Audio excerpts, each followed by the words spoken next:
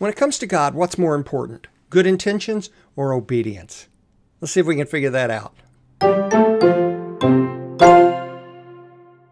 I want you to picture this. There's a father and his very young son. They're in the front yard playing ball. They're having a great time. But suddenly the ball rolls past the young son and out into the street. Well, the son instinctively turns around and heads out into the street to get the ball. And at that point, the father's mood changes. He gets stern and he commands, "Stop!" And when the son comes back to him, he disciplines the son for doing something he had been told repeatedly not to do, running out into the street.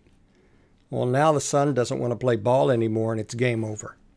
This is an oversimplification of what's happening in 1 Chronicles chapter 13. There, David and the children of Israel are bringing the Ark of the Covenant, the symbol of God's presence, to the capital city of Jerusalem because they want God to be in their midst. They've got it on a cart pulled by oxen, and suddenly the ox stumbles, and the ark is beginning to topple over. And so a man by the name of Uzzah reaches up, puts his hand on the ark to steady it, to keep it from toppling over. But suddenly God's mood changes. He becomes upset. He disciplines Uzzah by taking his life. And then David's upset with God's reaction and says, "Forget it, game over. We're not bringing this thing back to Jerusalem."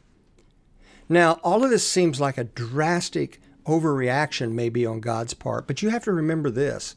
God had told the people repeatedly for years and years and years that the Ark of the Covenant could only be moved by the priest, and the priest alone. And to do it, they had to put golden poles into the eyelets along the corners of the ark and carry the ark themselves. And even the priests were not allowed to touch the ark because it was a symbol of God's presence. They knew this over and over and over. So even though David and Uzzah, they had good intentions, they disobeyed what they had been instructed to do for years.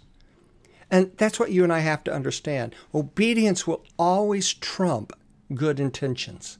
It always will. And so this week, I want you to pay attention. Are you operating more out of good intentions or more out of obedience?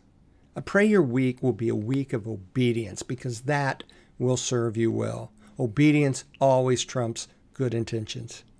Hope you have a great week. We'll see you next week.